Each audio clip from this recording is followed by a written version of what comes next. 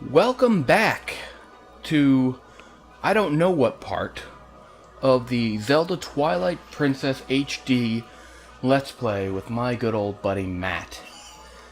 Now, Matt, do you remember where we were last time we played? Not even remotely. Let's look at the collection screen. Oh yes, here it is. We got the Zora armor. So that means we need to go to the Lakebed Temple. And before we do that, of course, we have to get the underwater bombs. Now, as some of y'all know, I was sick the beginning part of this year, and this is the first time I've played since then. So hopefully the time between videos is not too great, and some people will actually continue to watch.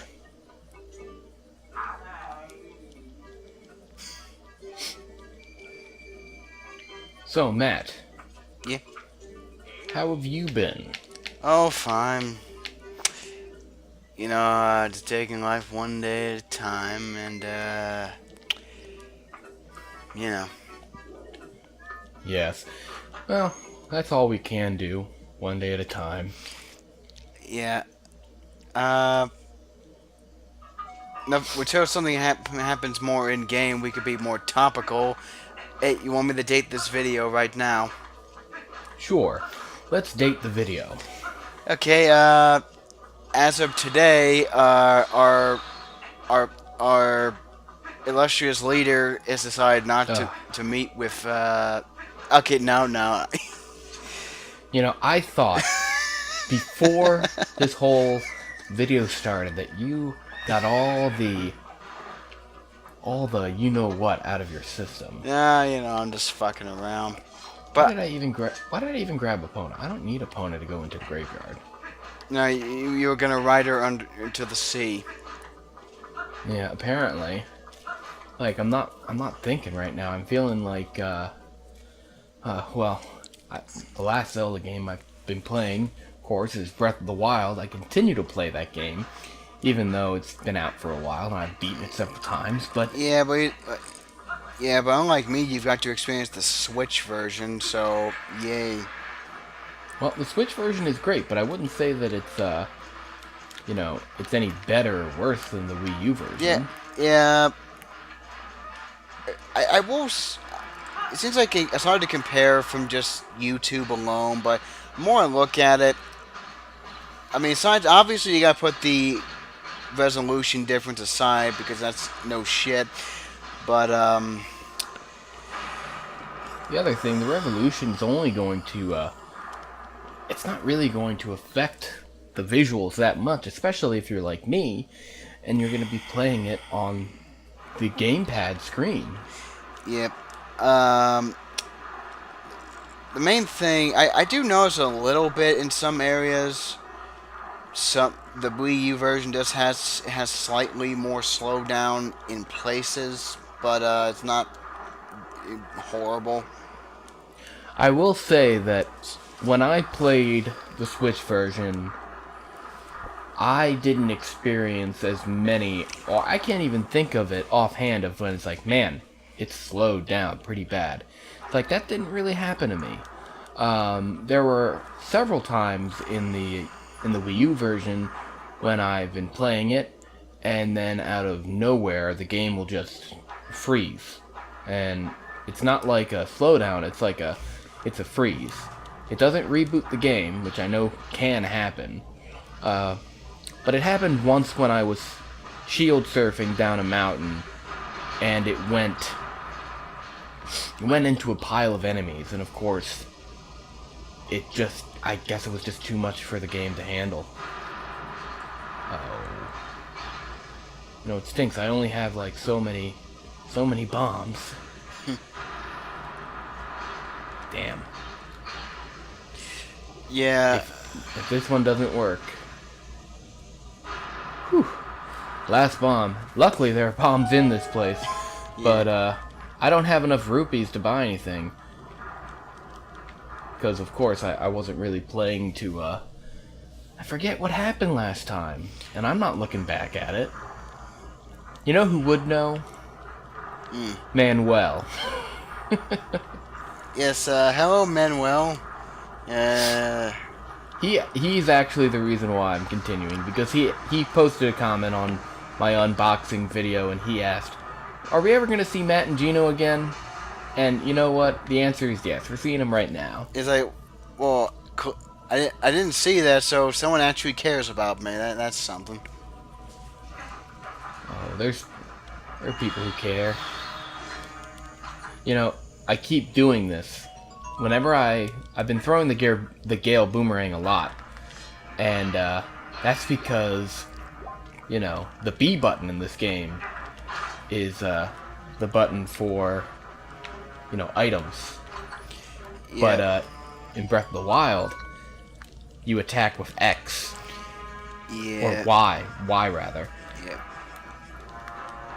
You know, I will say, I really wish Nintendo could have given you options to alter the controls, but mainly, in most games, the jump button would be the button closest to your thumb.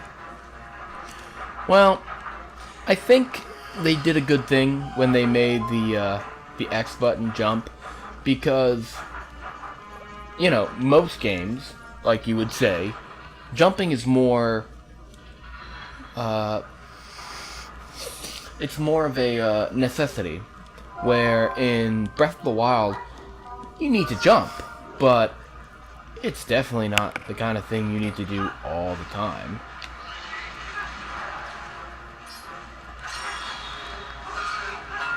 You know, it's... And of course, I wish I could climb up this, but I'm going to have to use the old boomerang. Yep. If I can figure it out. Yeah. I will say, I didn't want to bring this up, but this is definitely a challenge for me at the moment. I've noticed, I didn't want to say anything, but when you're in motion, it's a bit hard for me to see the TV, but there's nothing we can really do about it. But well, since it's early on in the video, yeah. We're gonna just give it a little back. Okay, so yeah, we did a little bit of moving stuff around, and of course, you know, we're still doing our guerrilla warfare with with this camera angle. Got my phone, talking to Matt on Skype. Yeah, I don't want to break the immersion, but I couldn't see shit the way it was a minute ago, because when it first started it looked fine, but when it was in motion, the glare from the TV was too much. Yeah, I think the real problem is that the exposure on this camera on my cell phone is just not really designed to change with as great a... it's not designed to view video, to be honest with you. Yeah, but I mean, I don't think we'll have to do anything else of that nature, so I think we're good. So now I can actually commentate on what I'm seeing.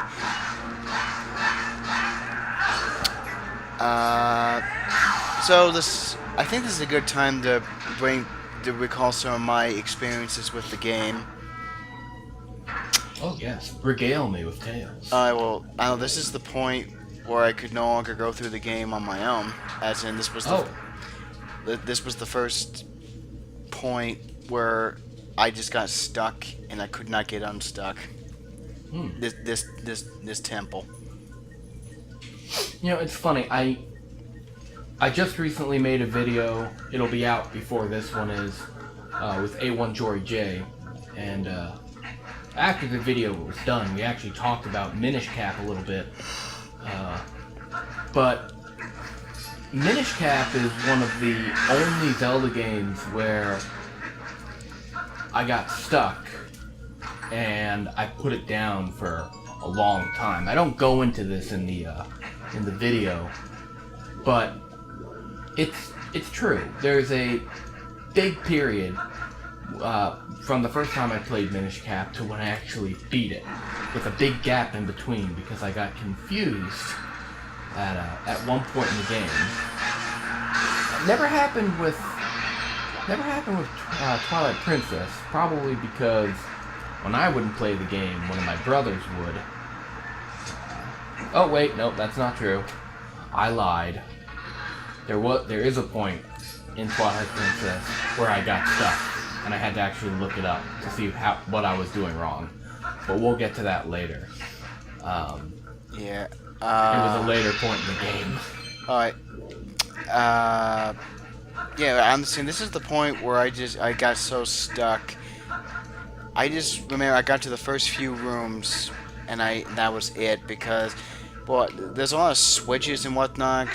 I just remember, the only thing I remember specifically of why I was fucking up was, like, I just kept moving the stairs back and forth, and I got stuck in the first few rooms.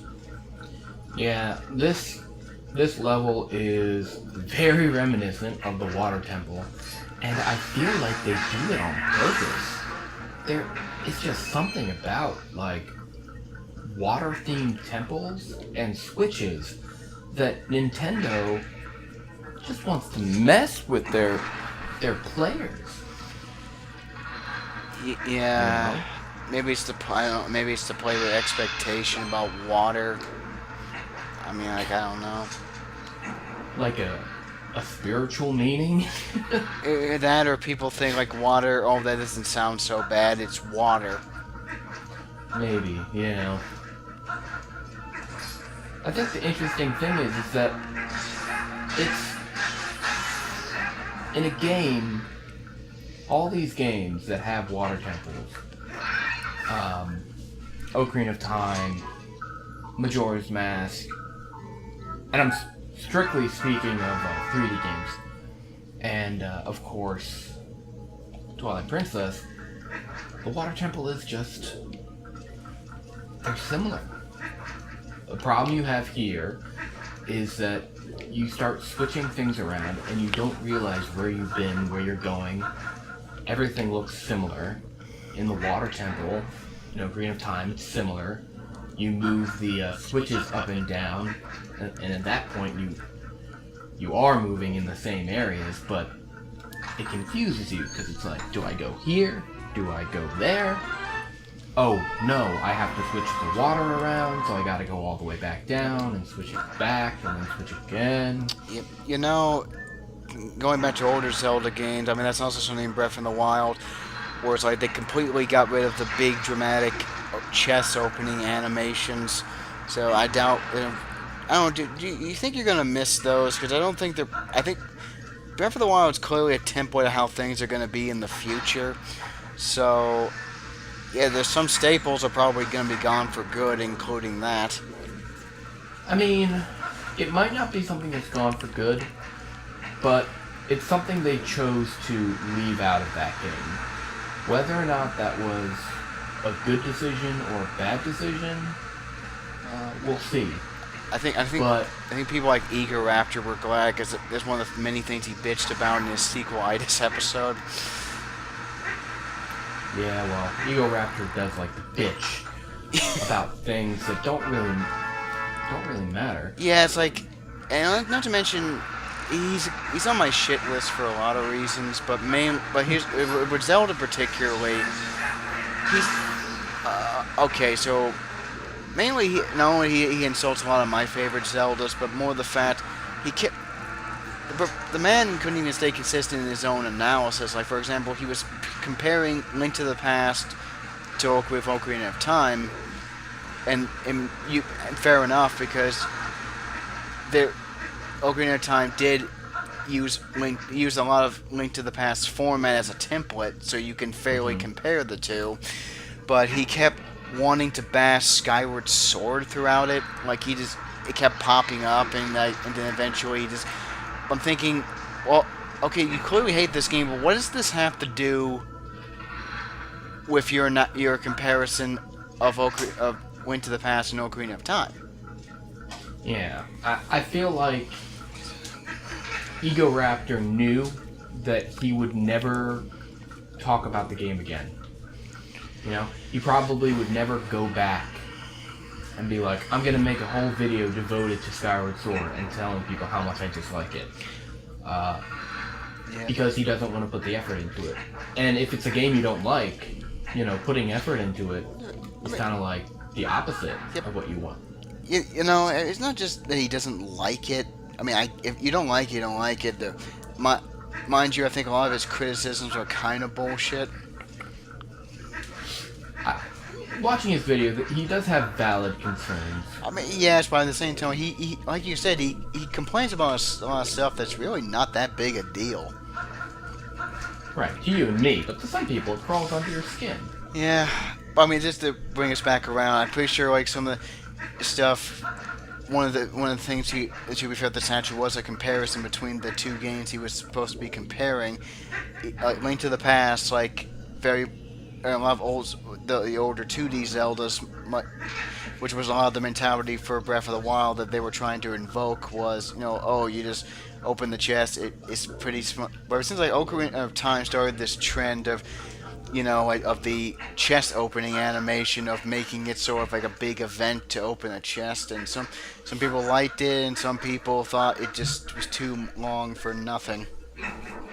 I mean, I understand that. And I'm kind of getting turned around, lost because I'm talking, but it's one of those things, and that's my catchphrase. It's one of those things where I think most of the problem is going to be based on your attention span. And, you know, a lot of people, I'm not saying Eagle Raptor doesn't have a long attention span. I don't know the person. I don't know the guy. But, you know, if you can't sit through a 5-second animation of a chest opening up, I mean, come on. It's only a few seconds. And where the hell am I going with this? Oh my god. Yeah. I am sorry. This is not a normal thing. I'm sorry, everyone. I swear, he doesn't have this problem. He's pretty. This never happens. I swear, this never happens to me. The Zelda equivalent of not being able to get it up. Yes, that was the joke. Thank you for elaborating.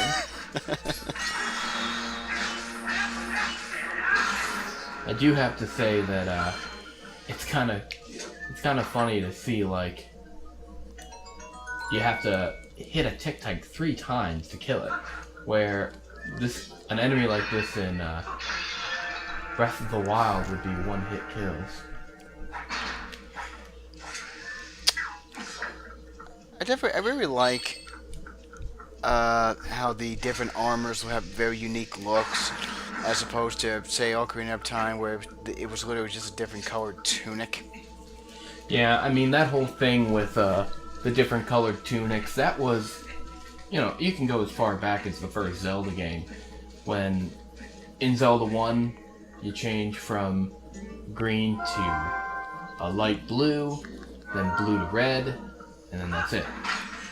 And then in A Link to the Past, your armor changes, you know, you have a yellow hat and a blue tunic, and it's like, oh, that's kind of cool.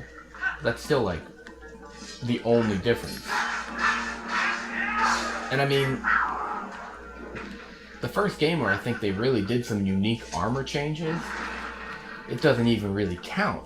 You know, Majora's Mask with the Fierce Deity armor, it's, or the Fierce Deity mask, is it's still a humanoid Link, but, you know, it's not Link, it's the Fierce Deity. Yep. Yeah, maybe I'll talk about this more if we ever do a Majora's Mask playthrough, but I definitely do like the interesting how Majora is the one himself is what gives you that game's ultimate power. Mm-hmm. And also I also love, like, he's like, hey, let's play good guys and bad guys, but the interesting thing is, like, you're the bad guy. Yeah, it's definitely a neat part of that game. Yeah. Okay, I promise I'll go back to this game, but just since I brought it up, I do think I don't know. So what do you think about that? Like he says you're the bad guy. How do you interpret that? Well, I think that whole moon sequence, if you obviously to get Majora's Mask, you have to you have to go back and you have to play through and defeat all these other, give all your masks away. And each time, the kids have something to say to you, you know? They've got little things that they're gonna put in your head. You know, it's like, one of the things I remember is them saying, the things that you do, or something along the lines where it's like, not everything you do that makes you feel good will make everyone else feel good. So is what you're doing really good? Yeah, one of the ways I interpret it is that death is a major theme in that game, and some have speculated that one of the things that the game is trying to explore is death and the futility of trying to escape it.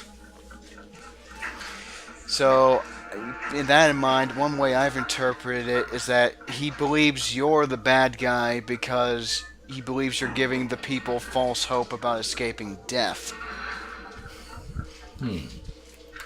That's interesting. I definitely haven't thought of that. Well, that's just, with that mindset, that's one way I felt you could interpret it. Oh, definitely. Well, that's just the great thing about these things. A lot of things are left to interpretation and up to you to think about. Yeah. I mean, of course, when you say, is there anything, I think almost every Zelda has something like that. Like, actually, get back to this game. What's something about this game that you would say, I don't know, like, it's open to interpretation? I mean, this game also talks about, like, good and evil, and how one evil thing can be considered good when compared to something else that's more evil, like the Few Shadows. Ganondorf even talks about they talk about how the evil power of the ancient tribe is the Few Shadow, and you use the Few Shadows to defeat the ultimate form of evil, which is Ganondorf. Yeah, so there's definitely some play about lesser evils and more, and would you say moral compromising? Yeah, I mean, it's one of those things that you wouldn't necessarily like automatically think of when it's like, oh, it's evil, that means I can't do it. There's certain things that, in the real world, there's a line that won't be crossed. In Zelda, it's really not the case. Someone's evil, it's really more black and white. But, it's like, why are the Twilly people evil? Because they wanted to get the Triforce. But does that really make them evil? Yeah. It's one of those questions that I don't know. Yeah, I personally, through your interactions in the game, I definitely don't necessarily perceive the Twilly as being evil. It's basically even if you want to say the initial people who were, I don't know, actually, a good analogy for the Twilight Realm? What's that? Okay, this might sound a little crazy, but Twilight Realm, if you think about it, is kind of like the Zelda universe equivalent of Australia. Well, think about it, because Australia, as a colony, that was pretty much a dumping ground, at least initially, for criminals and undesirables. Yeah. You know, so it was literally a colony of criminals and thieves initially. Right. So, I mean, so that's basically. Basically, if you want to say that the Twilly are descendants of the interlopers, or basically the tribe that tried to steal the Triforce, so you could say there's probably some the original sin there. Like they were guilty of something, but their descendants are not necessarily. Right. Well, wouldn't you know that I feel kind of stuck right now? It's the curse. It's the curse of playing while being watched. And it's weird because the only person watching me right now is you. And that shouldn't freak me out. Why am I... It's like I have the key. People are probably tearing their hair out right now. It's like, what do you mean you don't know? I thought you knew things. Well, imagine if I was playing. We wouldn't be past the first few rooms. This is the first few rooms. I'm playing like ass. Oh my god. I'm embarrassed for me. Yep. You know, like, something about... okay, so here's something... I think a question you can apply to a lot of Zelda temples or what... But, okay, so in universe, what was the purpose of this place? Like, what was it for? Who used it? And why is it no longer in use? Why is there monsters and shit everywhere? That's one of the things that I always thought about before. It was the Forest Temple that always really made me like think about it. It's like, the Forest Temple, is it for the Kokiri? Yeah. Did they make it to pray there? And if they did, why is it built like out of stone when all their structures are made out of giant tree stumps? Yeah, but it seems like the real answer for this is basically, it's like obvious, it's there because, you know, you need a level. But this is one of the things about video games where sometimes you have abstract dungeons, labyrinths, and whatnot.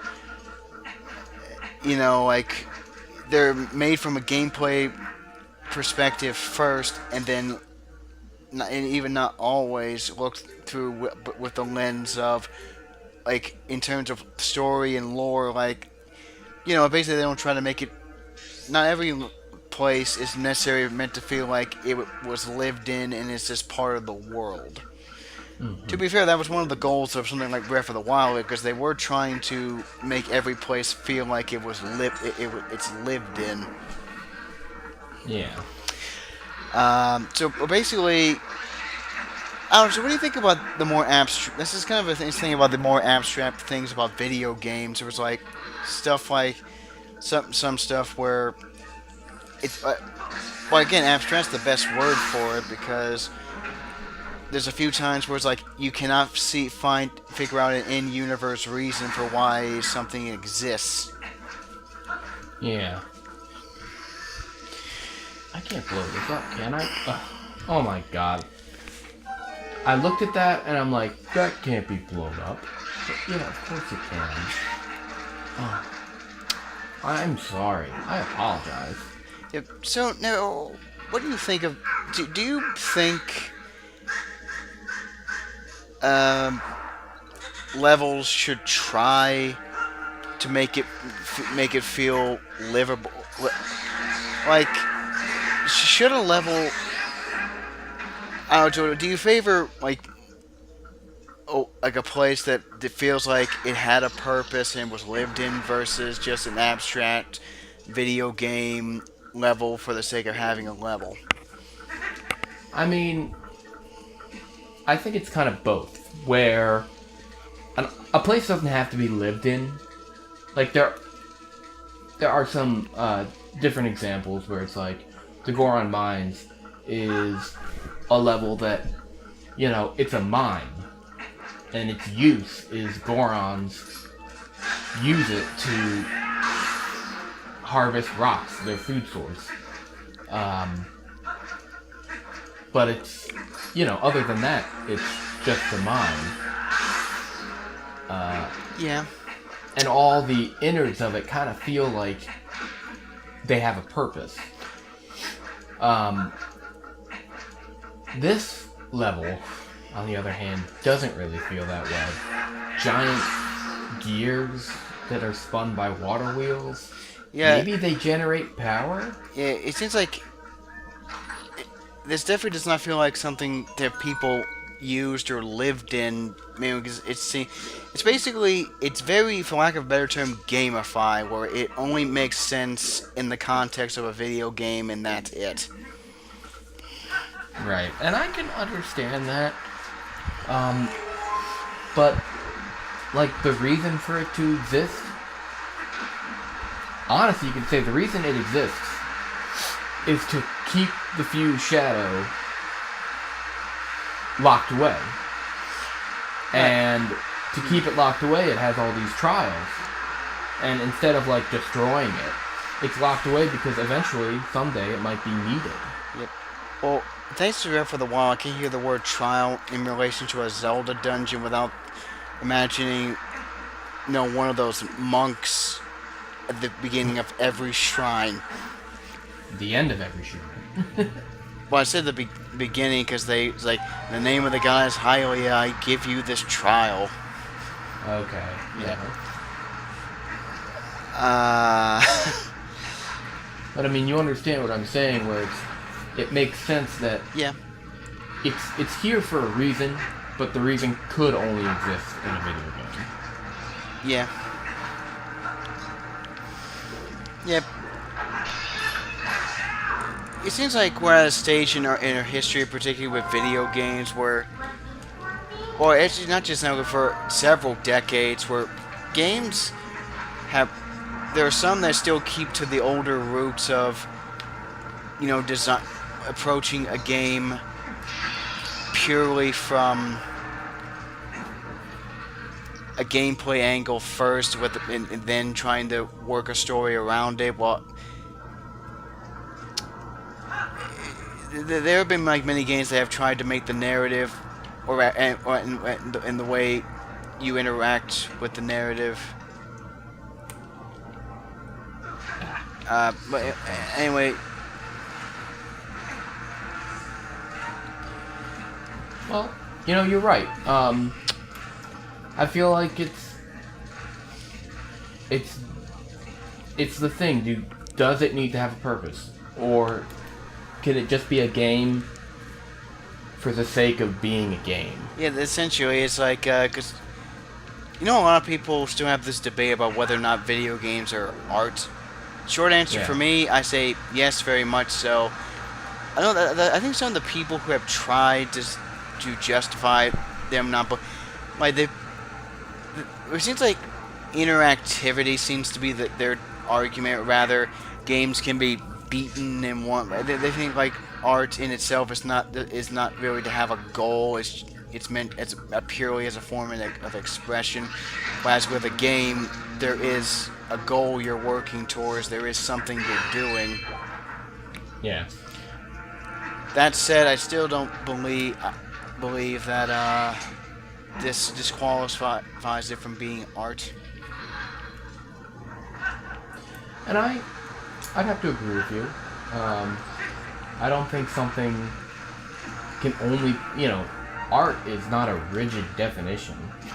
Art is a fluid definition. It's something that can be defined as freely as the artist intends. Just how a book can mean anything to anyone, as long as you give reason to why it is that thing, it is. You shouldn't be able to just, oh, I deny. Like, no, you have to give reasons to why it's not. And sometimes it's harder to gives a reason why something isn't something than it is to say why it is. Yeah. And again, it is subjective, which art is subjective. So you can say subjectively that to certain people, video game is art, and to other people, it's not. But to those people, it's probably a meat more. Yeah. Alright, actually, here's a better question that was proposed by James Rolfe. Actually, I'd like to hear your opinion on it. Basically, are Tiger games video games? Well, here's the thing. What's your what would technically be your definition of a video game? Because the whole thing about about LCD games, it's literally just images printed on a screen that light up individually that simulate the illusion of performing an action. Well, to that, I will say this. I did not know this, but back in the 80s, there were actually calculators that had a built-in game. Now, these were made by the company Casio, which make calculators, obviously. And the game is called Invaders. Now, when you hear that, what do you think of? Invaders. Yeah, what video game do you think of? Space Invaders? Okay. You know, that's what most people would think of, Space Invaders. And you'd think, oh, the calculator must emit what looks like a Space Invaders game. But that's not what they do. In fact, it actually just moves numbers across the screen. And the game is, when a number is on the screen, you cycle through the numbers, and you press the button, and that takes it away. Yep. So you're literally playing with numbers. That is a video game. Okay. That's what I'm trying to say. That is a video game. Alright. I'll cut this So I think anything, if that's a video game, anything's a video game. Fair enough. I'll cut this short by saying, well, let's talk about this guy here. Like, yes. The Toad. Oh wait, not. I don't know why I was thinking Attack the Tail. Yeah, so this guy's basically like, kind of like Wart, the giant eyeball from Majora's Mask and other games.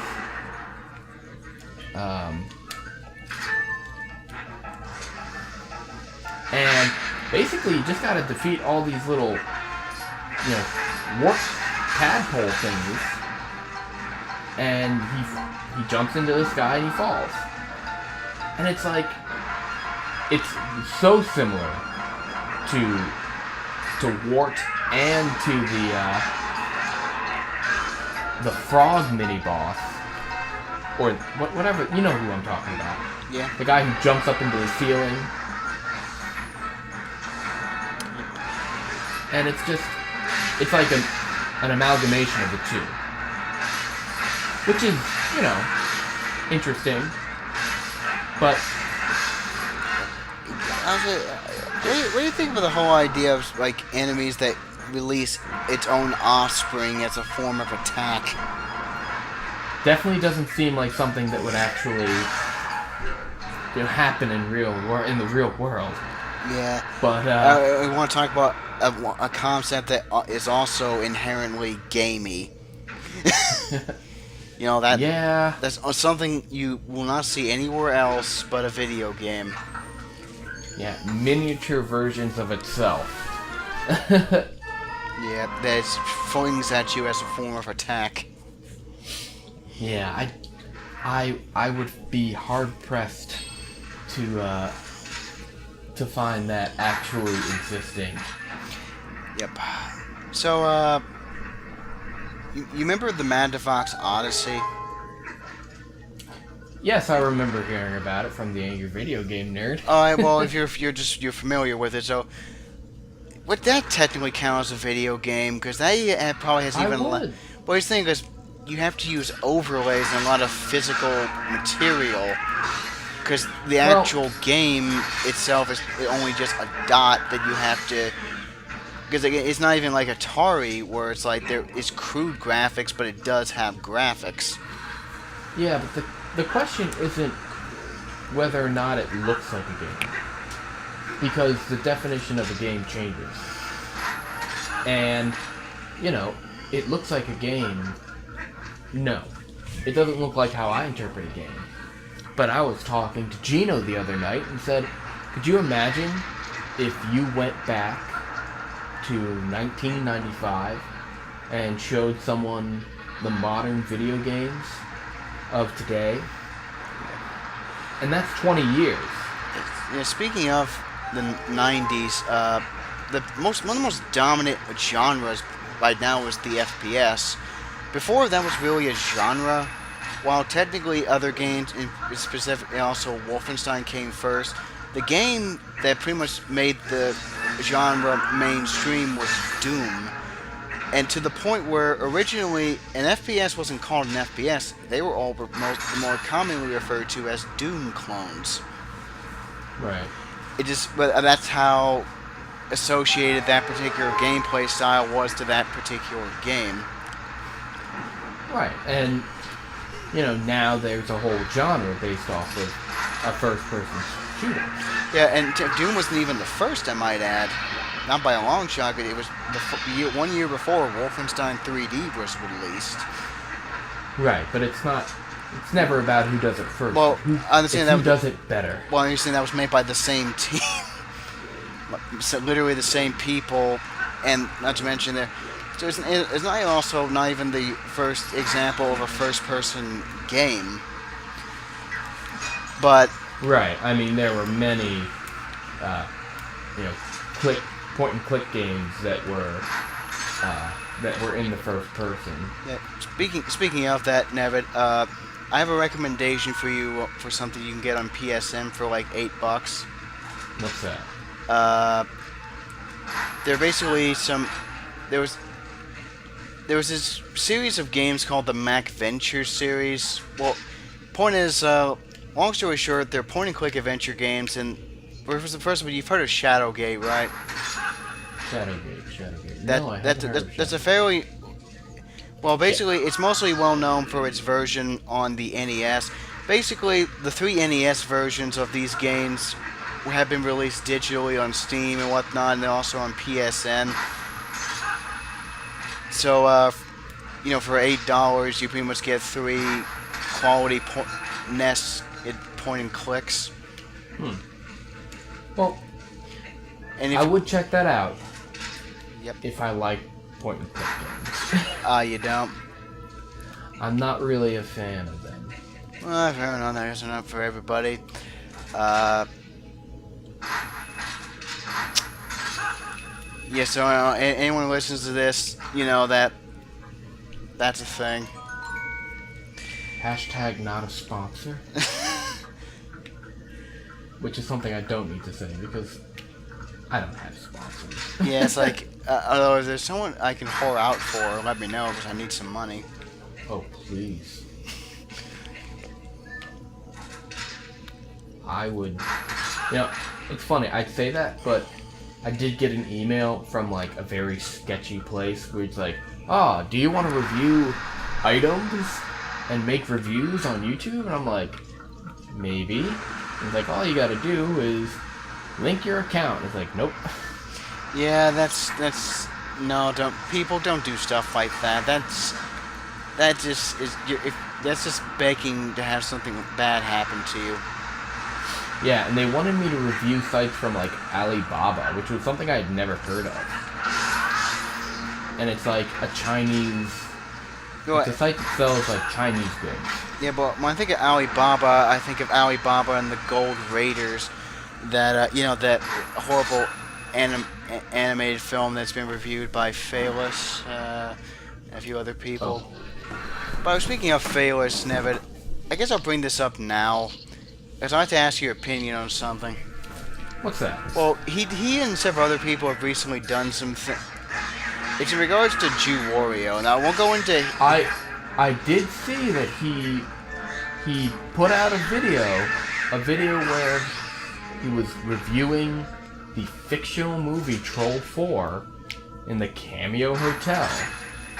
And he removed the cameo of he doesn't say it, but I'm assuming it's Jew Wario. Yeah, it is. I've confirmed it. So basically, this is famous.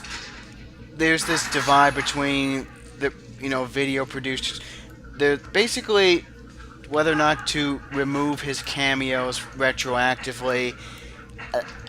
Before you say anything, I'd like to give my thought on that practice.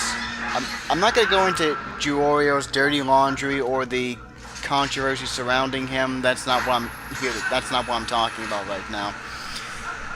It's just regardless.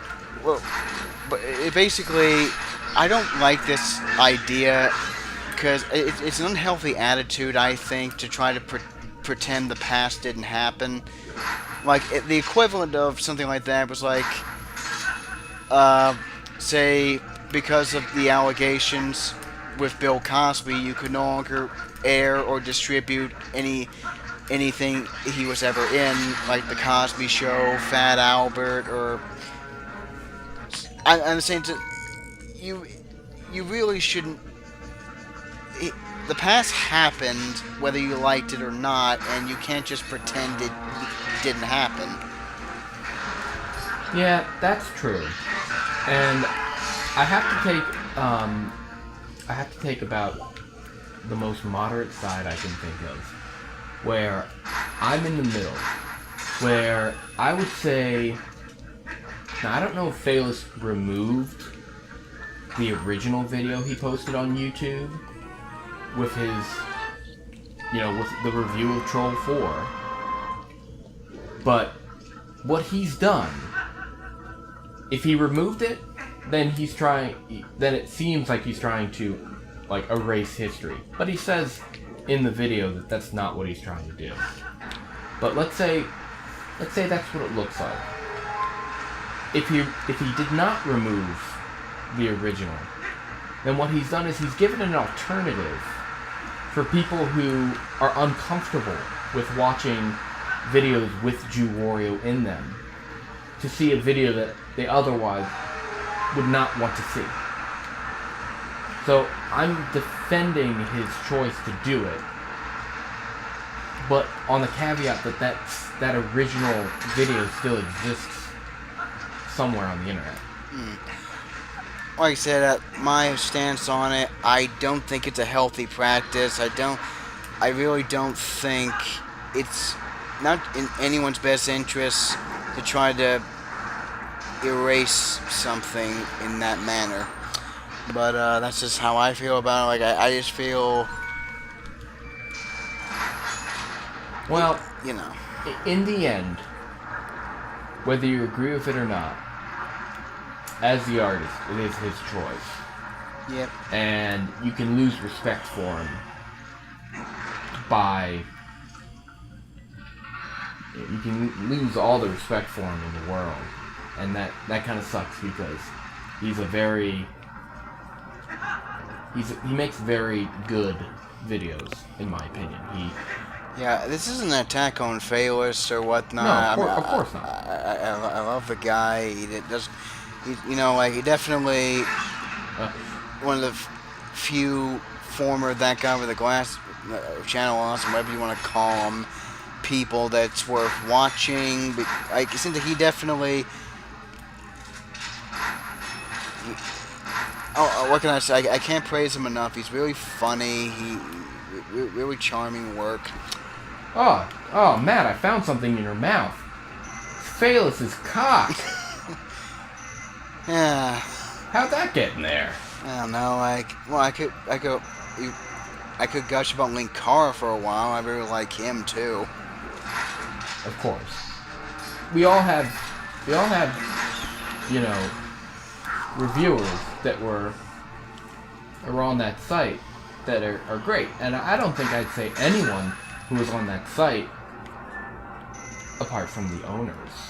Yeah, and honestly, they're still pumping out nostalgia critics, by the way. To this day, the rumors about the Walkers quitting was obviously false because they put out too many nostalgia critics on their usual weekly schedule. Because initially people thought, well, maybe they just recorded Damn some in advance, but you know, Right, and I'm sure they're under contract. yeah. So long story. Okay, I didn't mean for this to creep in, but unfortunately, it just seems like they're not sorry and they're never going to actually address it. Well, I feel like unfortunately, they are the product of themselves. Where, how can they apologize for being them? Yeah, you know. I mean, it's like, what they did was shitty. But I think, like many people, an apology is an apology, all it does for them is it means that it happened. Yeah. Or it means that it happened. And when they apologize, they're saying, yes, it happened. Yeah, that's and a lot of people don't want to do that. Yeah, that's just the big thing about this. I think people, even if they're not remorseful, some people they want them to acknowledge it because people kind of want them in some way, direct or indirect, them kind of admit that what they did was wrong.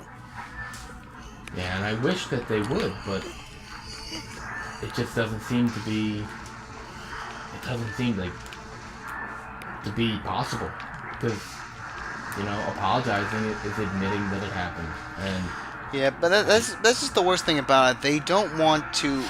They're doing the let's pretend it doesn't exist and it'll go away. And the sad thing is, with their first initial videos during the controversy, some of the biggest dislike bars I've ever seen, but their numbers are going back up again, and I'm sad to say it looks like a lot of their base are just gonna forget about it. Well, it's an unfortunate truth that certain people are just likely to bounce back. They do something bad and then they're popular again. It seems like it isn't just that they did one thing bad. This was happening all along, and it seems like this is kind of the sad thing in retrospect. You look back and you yourself enjoyed videos and content by these people at the time, and then you realize during the stuff that you remember fondly, they were being horrible. Right, and that sucks because it taints the experience. Yes. But now I will change the subject. So, you just done blown yourself up. I just did done blown myself up twice. So, Never, you looking forward to E3 this year? I'm looking forward. I think there's going to be some, hopefully there's going to be some cool stuff for E3. Yeah. So is there anything particularly you would love to see announced? Anything for Smash Bros. Yeah, one thing that's unclear, is it going to be a port of the Wii U version with added stuff, or is it going to be a new one? I feel like if it was a port, it would have already been out. That's true. I wouldn't surprise me, because right now, there have been... I'll defend them with the Wii U ports, because let's just face facts, the Wii U wasn't a big seller. This is just... And right now, they're working on new stuff for the Switch, so... It's a combination of, hey, a lot of people probably didn't play these initially due to what system it was on, but also, while we're working on original stuff, we can re-release a bunch of Wii U stuff, up-res it, make it look nice on the new hardware, and basically, it's a stopgap strategy. Yeah. And that's probably gonna, it works for them, because I know that there are plenty of people who, even if they did have a Wii U, they've bought ports. Yeah, because like I said, it's the game you liked, only better. I'll tell you right now, getting Hyrule Warriors Definitive Edition, that's the version to have, because it has all the content from not just the Wii U version, but also the it's literally everything that's ever been all in one package. And that, so that definitely. So I always can appreciate something like that. No, of course. And it's, it's going to, I think it's sold well. It's had a lot of advertisement, I know that for sure. I keep seeing it. They keep sending me emails about it.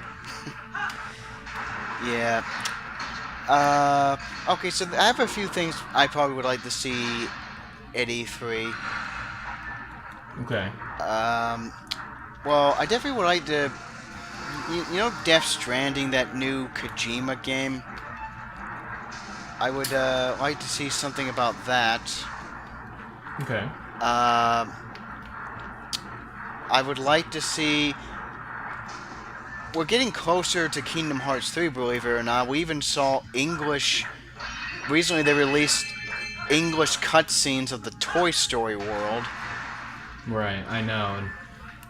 And I think they've released gameplay.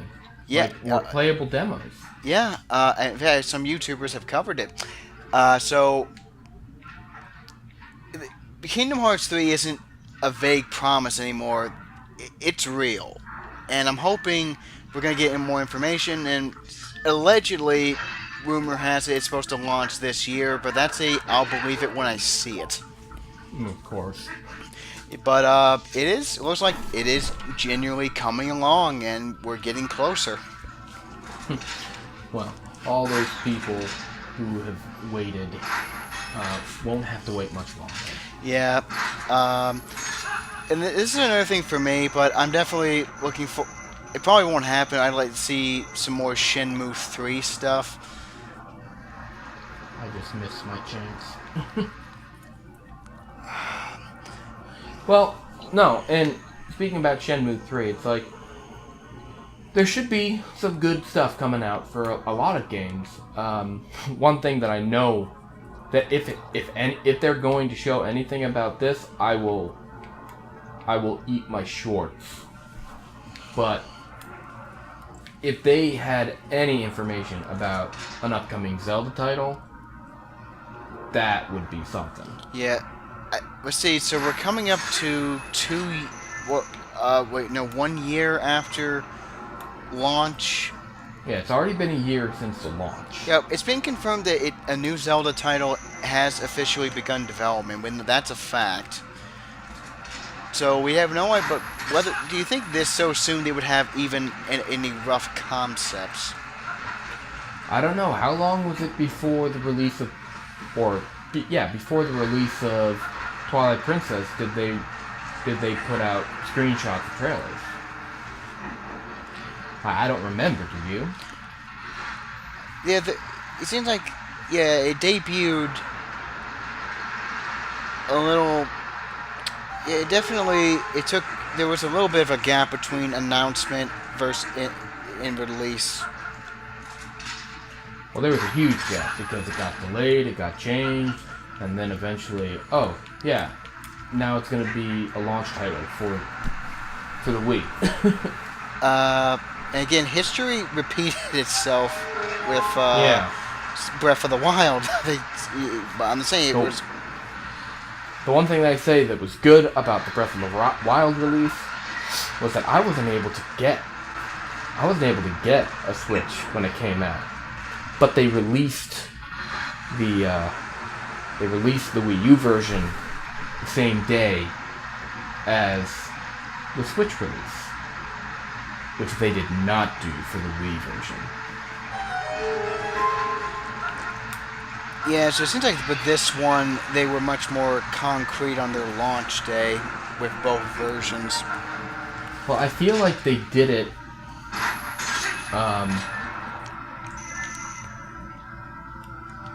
Wait a minute. Oh, right. Duh. I'm like, how do I do this? I'm trying to get the heart container piece.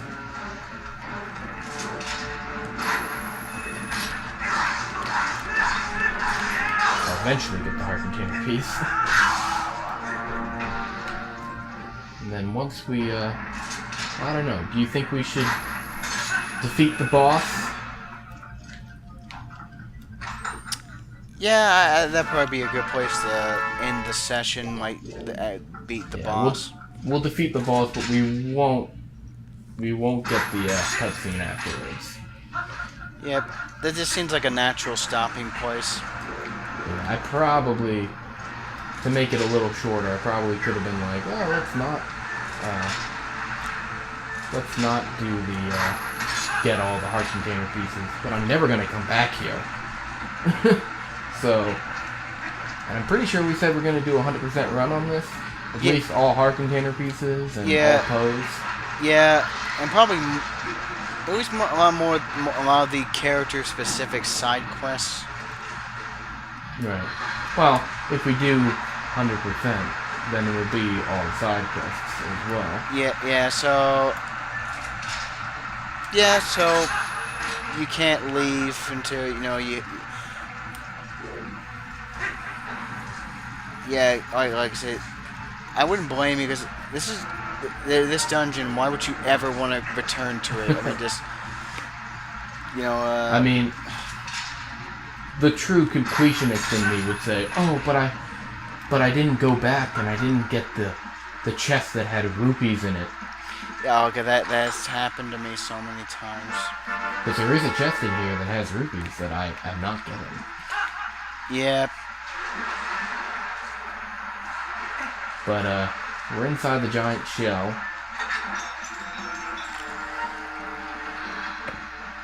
Oh, just like Dodongo's cabin.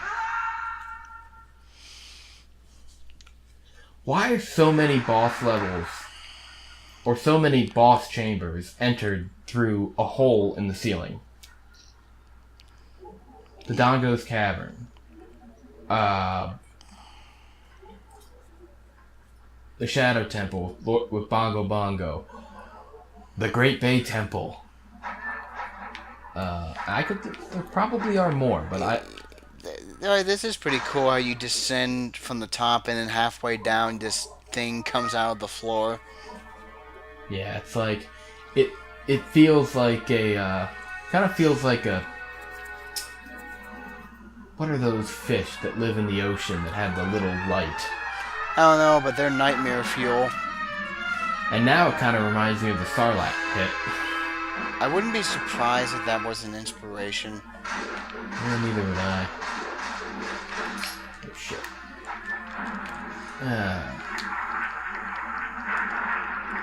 And I love it. It only does 1 heart of damage. It doesn't digest you for 1,000 years. Yeah, tis a flesh wound. No, it isn't. Your arm's off. No, it isn't. Ugh.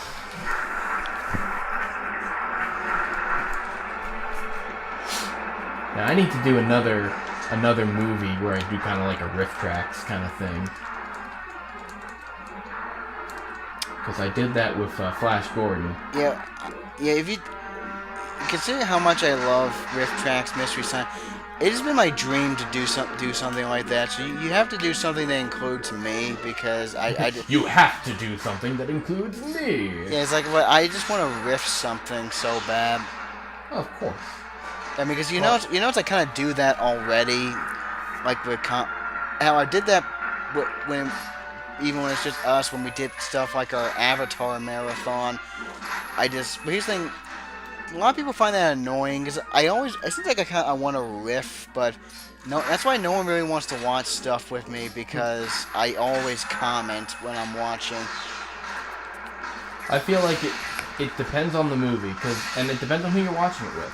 Because I remember I watched Flash Gordon with a friend of mine in person, and I wouldn't have minded if we talked over it. But she did not want to watch it. And we ended up not watching it. We got like halfway through and was like, Emperor Ming looked kind of like my dad. And then we turned it off. We never finished it. And now it comes out and the real battle begins. The real battle, which is easier than the first part. Yeah, unintended side effect. Actually, in retrospect, with that eye, it kind of foreshadows what, because in the original version of Majora's Mask, the bosses didn't have that Eye of Majora, but in the remake, they tie it more to the Majora stuff. I mean, tie them all together. They included the eye. Yeah, and it makes sense why they did that, and it's a little bit annoying because it's like, oh, it kind of takes away from the uniqueness of it. But in this, it makes sense for there to be, like, well, it makes sense in Majora's Mask 3D, but for this, you even look at the eye, and it kind of looks like a Twilly artifact, with, like, the lines and the right angles and all that. Yeah. And we know that the eye is the only part of it that is like, that is the fused shadow. Everything else is just probably organic matter that's found its way to it. And it's weird because you can separate the eye from the beast and attack it. So it's like they're separate creatures. Yeah, either way, this thing gets killed. Yeah, it got wrecked, son. And, it's sucking water into an underground cavern. That's just going to create a sinkhole later on. Hyrule's going to have to fill that in later. Link's causing more problems. Yeah. Well, you have now killed the Leviathan, so I think we're done for tonight. Yeah. We'll collect the heart container piece, collect the fused shadow. This is still some of the coolest shit. I have to agree with you wholeheartedly. Yeah. The biggest boss, the smallest piece. Yeah, but I mean like the thing when the bosses blow up and you see that twilly stuff go everywhere. Oh, I know. It's like, don't touch it. Don't worry, they float. Oh, I got the last few shadow. That means the game's almost over. Could you imagine if the game was this short? That was the final guy. Yeah. Well, I really wonder how different it would have been if this really was the end, but obviously no, especially like we won't show it this time, but Link but Midna like has to keep going. Like a minister got a bunch of character development and whatnot to go through. Definitely. Well, we're saving here and we're going to quit the game. So, I hope everyone had a good night. It looks like we played for a total time of a long time. So, we'll see you all later. Yep. This part will not be in the video.